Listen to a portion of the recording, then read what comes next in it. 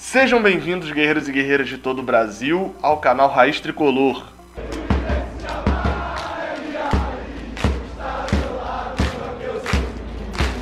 Hoje com edição, mas vou tentar ser o máximo sucinto possível, porque... Se eu tô... É até difícil fazer isso daqui, né? Porque os jogadores devem estar imensamente cansados. Partida 4.100 metros do mar, Nacional de Potosí 2, Fluminense 0, essa é a análise pocket do jogo. Já vou deixar de antemão avisado de que essa análise é curta, não vou bater nos jogadores, né, porque é um jogo muito complicado, gramado horroroso e a altitude é muito maior do que Quito. Né? Potosí é altitude para quem mora em Quito. É uma brincadeira poder ter jogo. Então eu acreditava que o Fluminense fosse fazer como fez ano passado na altitude, né? Ganhou bem a Universidade de Quito, ganhou na qualidade. Contra a LDU era todo aquele peso emocional, o time da LDU ainda era um pouquinho mais forte que o da Universidade de Quito, mas passou nas duas. Não deu para jogar bem lá, não deu para jogar bem contra o Nacional de Potosí, porque simplesmente não tem condições de carregar a bola. Eu vou até dar uma olhadinha aqui no meu Twitter, porque eu fiz os comentários por lá. Por sinal, sigam o meu Twitter, @GabrielAmaral, LLL no final. Gabriel Amaral com 3 L's no final. Segue lá, porque eu sempre comento sobre os jogos. É interessante me dar essa moral lá. O Fluminense começou tomando muita pressão nas costas de Ayrton Lucas. Por onde estava jogando quem? Ele mesmo. O moço das entrevistas, Frazan. Quem não entendeu essa referência, vai lá no canal do Fluminense, né, no canal oficial do Fluminense, e ver a entrevista que ele deu ontem. Mas o Fluminense começou tomando muita bola por ali.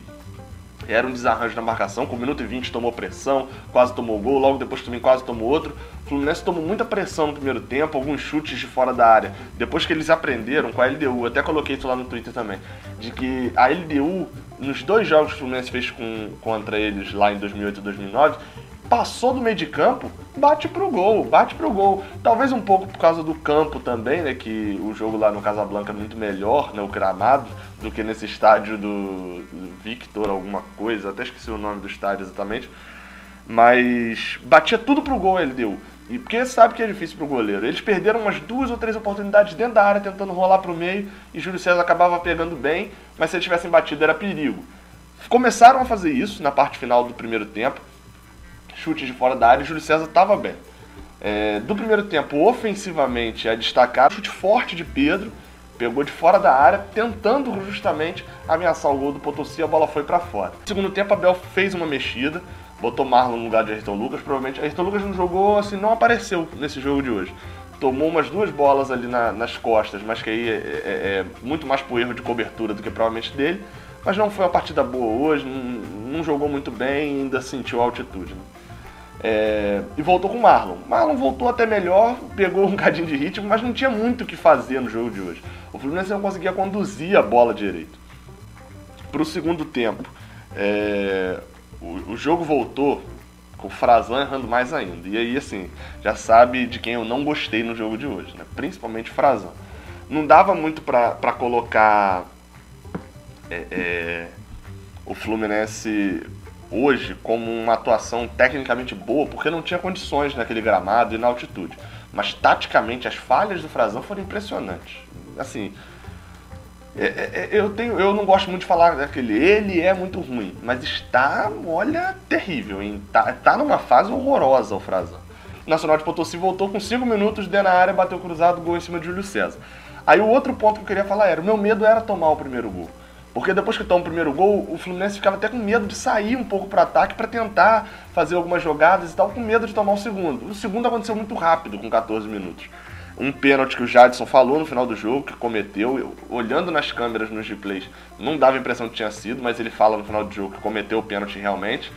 Uma batida muito boa do Reina, o segundo gol dele no jogo. Se ele bate bem, Júlio César pegava.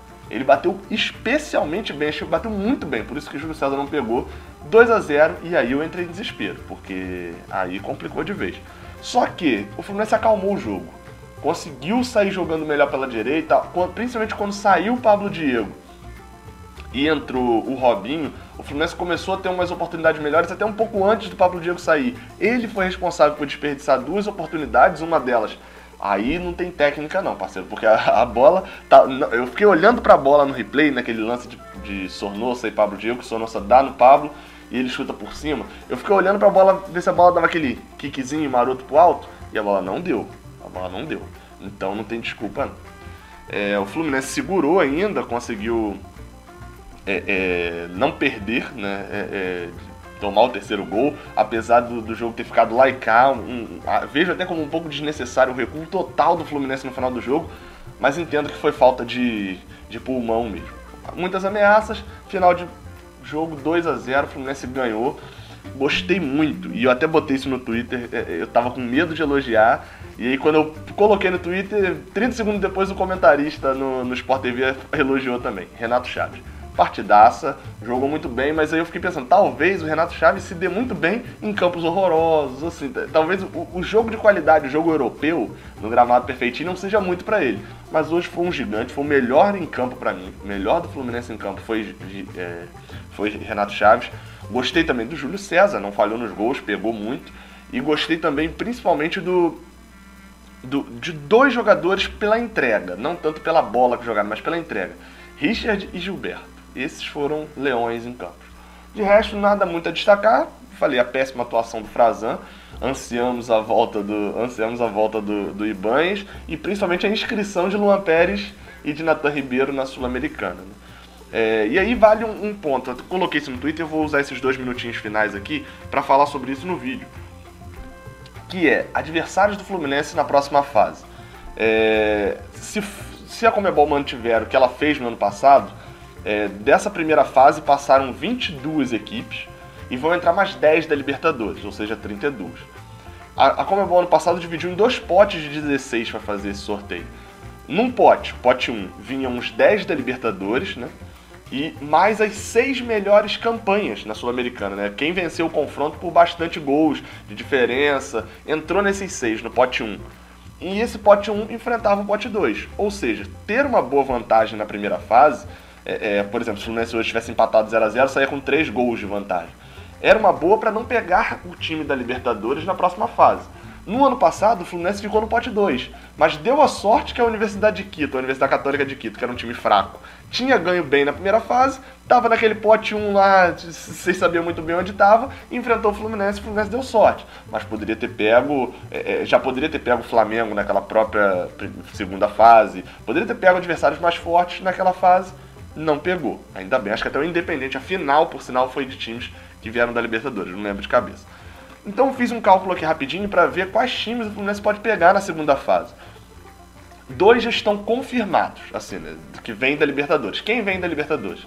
Jorge Wilstermann da Bolívia, chatinho, porque tem um futebolzinho bom e tem altitude.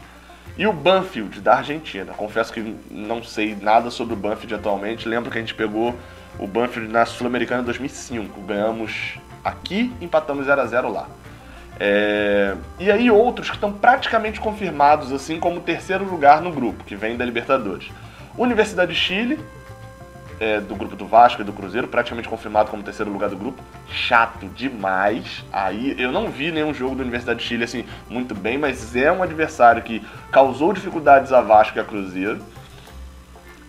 O Santa Fé no grupo do Flamengo, né? Se o Flamengo não ganhar, a gente tá confiando no Flamengo nesse caso aqui pra falar isso aqui, eu tô confiando, mas assim, se o Flamengo não ganhar, rapaz... Aí vem o Flamengo, eu quero pegar o Flamengo. Mas enfim, deve ser o Santa Fé, né? Se tudo correr normalmente, o Flamengo não passa, mas se tudo correr como tá lá o negócio, Santa Fé deve vir. E aí tem outros que estão entre 2. E olha só as dificuldades dos times. Penharol ou Atlético Tucumã talvez um pouco menos, mas é um joguinho chato no interior lá da Argentina. E o Penharol, nem preciso falar. Estudiantes da Argentina ou Nacional do Uruguai, é confronto direto, quem perder vem para a Sul-Americana, olha o nível. E Boca Juniors ou Júnior Barranquilla, esse daí muito provavelmente deve ser o Júnior Barranquilla, semifinalista do ano passado. Então você vê o nível que vem da Libertadores, um nível muito alto. Da Sul-Americana já estão praticamente definidos os 6 que vêm. E é um nível muito baixo. Aí eu achei um nível baixo. Ou seja, pode acontecer do Fluminense ficar no pote 2 e dar sorte de pegar alguém que passou da Sul-Americana. Porque olha os 6 que estão classificados. Sport Huancayo, do Peru, porque ganhou por 3 de diferença. Colón, da Argentina. Confesso que desconheço, mas assim, não me passa medo. Boston River, do Uruguai. também ganhou por 2 de diferença, mas fez 4 gols. Deportivo Cali da Colômbia, esse tem história, mas há muito tempo que não faz uma graça em torneio internacional. Rampla Juniors do Uruguai, é estilo Liverpool do ano passado. E aí, um que bota medo, que é o Atlético Paranaense, está jogando muito o Atlético Paranaense. Por que eu falei que estão praticamente confirmados esses 6? Porque caso o Bahia e Blooming, né, que é o confronto que ainda falta, ou o Blooming ganha por 2-0 na Fonte Nova, muito dificilmente acontecerá, ou o Bahia ganha por 4-0 na Fonte Nova, quem vencesse, né, desse confronto entraria na lista desses 6 e sairia, acho que se eu não me engano, o Boston Rivers ou o Rampla Juniors, tem que ver pelos gols fora de casa.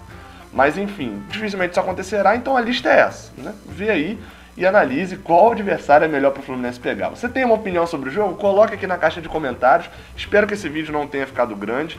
Talvez eu corte até um pedaço. Meu Deus, deve ter ficado grande. Então, provavelmente você não viu um pedaço desse vídeo, alguma bobeira que eu falei. Muito obrigado a todos. Amanhã de manhã tem vídeo.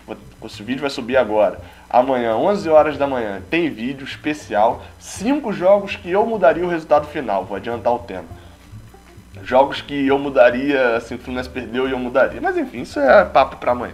Muito obrigado. Não se esqueça de se inscrever aqui no canal. Não se esqueça de dar o like nesse vídeo para dar uma moral pra gente. E comentar. Todo comentário é sempre muito bem-vindo. O que você achou do jogo? Pra você, quem foi o melhor em campo?